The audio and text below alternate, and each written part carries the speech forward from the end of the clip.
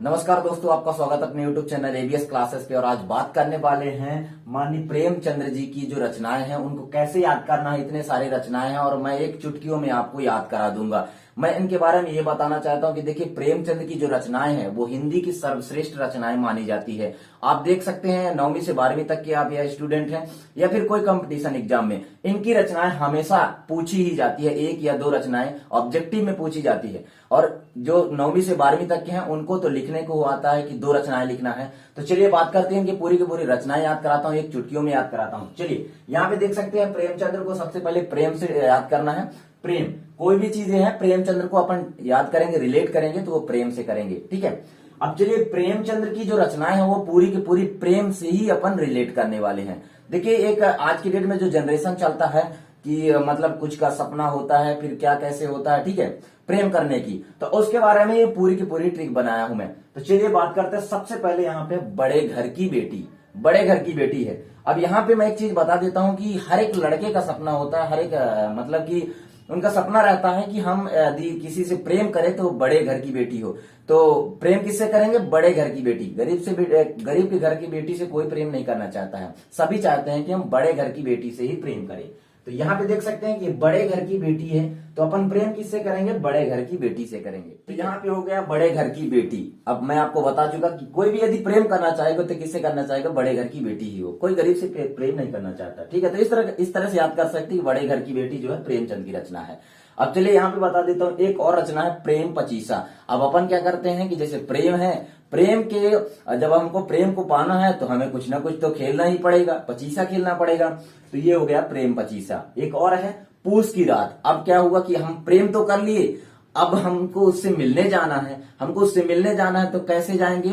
दिन में तो जा नहीं सकते क्योंकि उसके पिताजी तो लगे होंगे ना, उसके घर वाले होंगे, तो अपन मिलने जाएंगे पूस की रात। पूस का रात कैसा होता है कि पूस की रात में मतलब उजाला अच्छा रहता है और रात रहता है, तो अपन आराम से जाके और मिल सकते हैं। तो ठीक है, तो उससे मिलने कब जाएंगे? पूस की रात। तो यहाँ पे हमारा पूस की रात हो गया। प्रेम पचीसा भी खेल लिए, पूस की रात। एक बार मैं सबको पूरा का पूरा बताने दो, एक बार फिर मैं आपको वैसे ही मतलब ओरल याद करा दूंगा। ठीक है, तो पूस की रात ऐसे याद कर लेना है। इसके बाद कर्म भूमि और रंग भूमि। अब यहाँ पे ये जान लीजिए कि यदि हम प्रेम करते हैं तो हम कोई भी काम नहीं करने जाते हैं, हमारा वही कर्म है, हमारा वही रंग है और चेहरे में थोड़ी सी खुशी रहती है, रंग भूमि। और यहाँ पे बता देता हूँ कि जैसे कर्म भूमि रंग भूमि, कोई भी हम यदि ड्यूटी ज्वाइन करते हैं, यदि पढ़ने जाते हैं तो हमारा कहीं मन नहीं लगता है। हमारा जो कर्म है वो कर्म भूमि भी हमारी वही होती है कि हम उसके प्रेम के चक्कर में करते हैं कोई काम, और रंग भी उसी तरह दिखाते हैं। ठीक है, तो प्रेम, कर्म भूमि और रंग भूमि। ठीक है, अब इसके बाद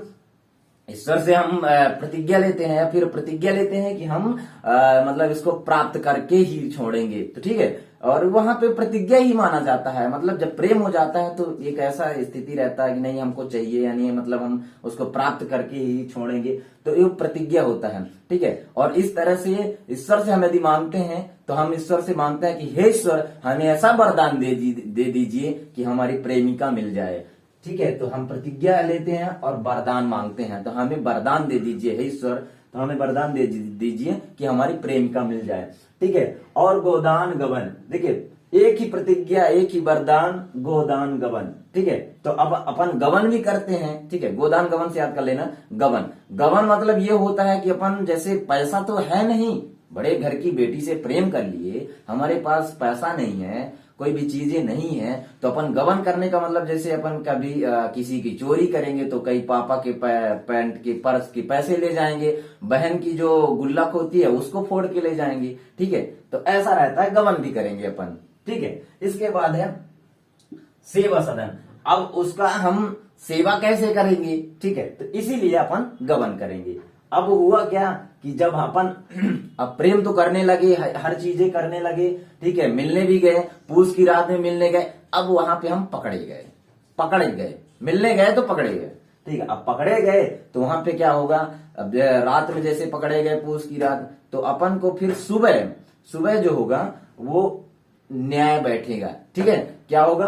पंच परमेश्वर होगा। पंच परमेश्वर मतलब ये रहता है जैसे पंच जहां पे बैठते हैं, तो आप लोग को पता है कि रात में जैसे गांवों में क्या होता है, रात में यदि कुछ होता है तो फिर सुबह उसकी पंचायत लगती है।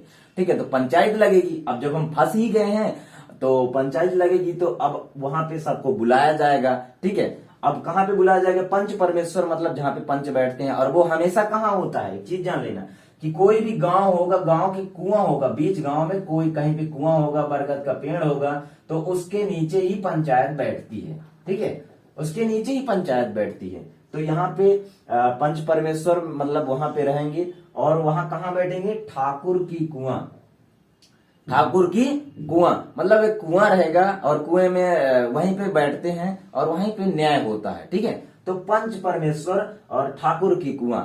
अब यहाँ पे अपन तो फंस गए, अपन तो गलत किए हैं तो फंस गए। अब फंस गए तो वही ठाकुर की कुआं में हमें न्याय दिया जाएगा और ठाकुर की कुआं में हमें क्या कर दिया जाएगा?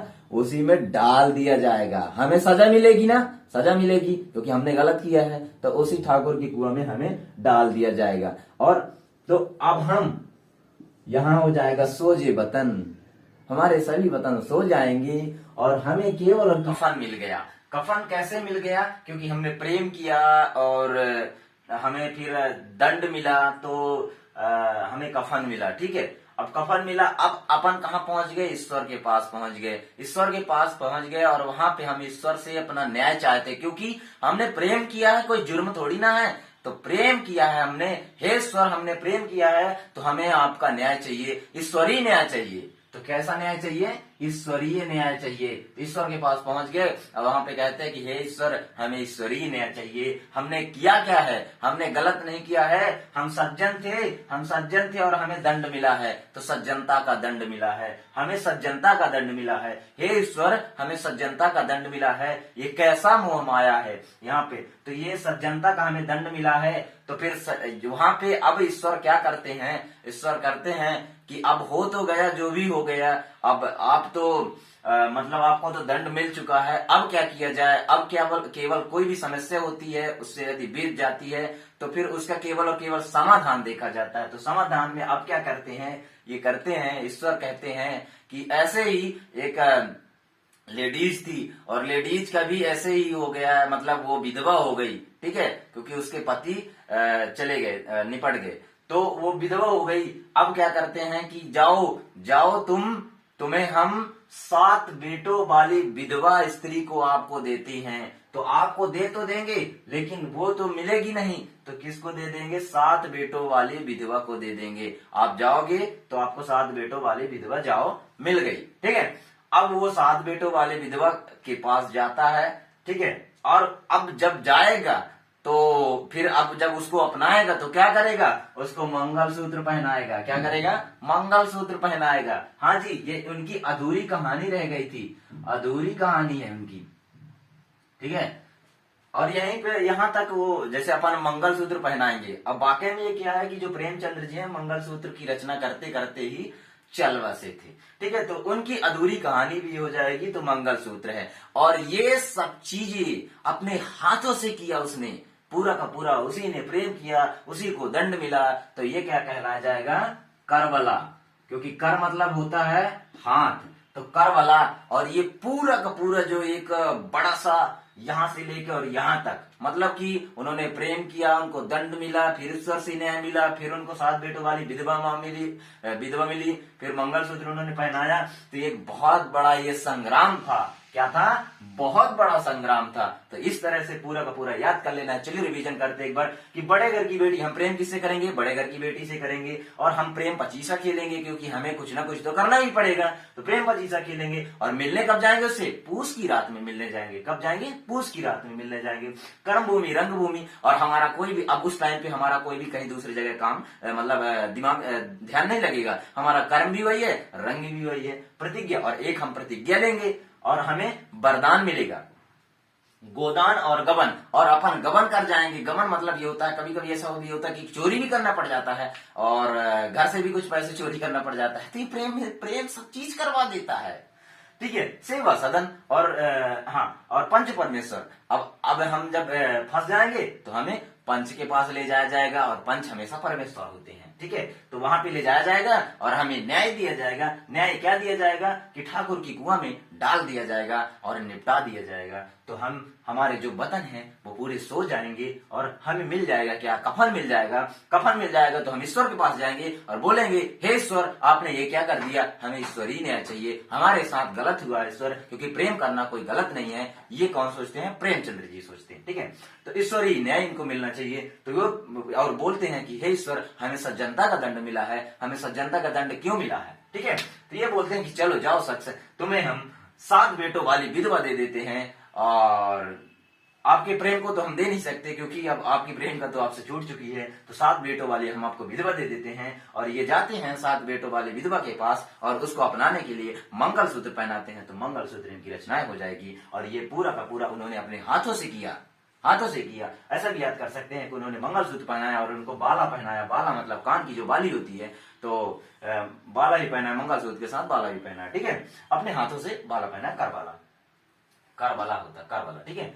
अब यहाँ पे देख सकते हैं संग्राम। असंग्राम क्या है, ये जो पूरा एक इनका जो वो था, ठीक है, प्रेम की जो कैसे कैसे क्या हुआ, तो ये एक बड़ा संग्राम था। इसी महासंग्राम तो कह नहीं सकते, लेकिन संग्राम जरूर कह सकते हैं, ठीक है। तो आई होप आप लोग को पूरा का पूरा समझ आया होगा प्रेमचंद जी की रचनाएं। अब यदि 9वीं से 12वीं तक की आप स्टूडेंट हैं तो आपकी 2 रचनाएं लिखने को आएगा, तो इस तरह से भी आप लोग याद कर सकते हैं, लिख सकते हैं। और जो आगे कंपटीशन एग्जाम वाले हैं तो उनमें एक क्वेश्चन जरूर आता है कि कफन किसकी रचना है। अभी अभी CTET 2022 का जो एग्जाम चल 2021 वाला जो अभी एग्जाम चल रहा है वर्तमान में, उसमें यही आया था कि कफन किसकी रचना है। हमने देखा है खुद पेपर को। तो यहाँ पे आप लोग इस तरह से याद कर सकते हैं, बहुत ही आसान तरीका है। और भी नए नए जो भी और रचनाएं होंगी मैं सब चीजें याद करा दूंगा, कोई दिक्कत नहीं है। कमेंट सेक्शन में कमेंट कीजिएगा और वीडियो कैसा लगा लाइक करके दोस्तों में शेयर कर दीजिएगा। और चैनल में नए तो एक बार चैनल को सब्सक्राइब करके बेल आइकन प्रेस कर दीजिएगा। मिलते हैं नेक्स्ट वीडियो, तब तक के लिए जय हिंद, वंदे।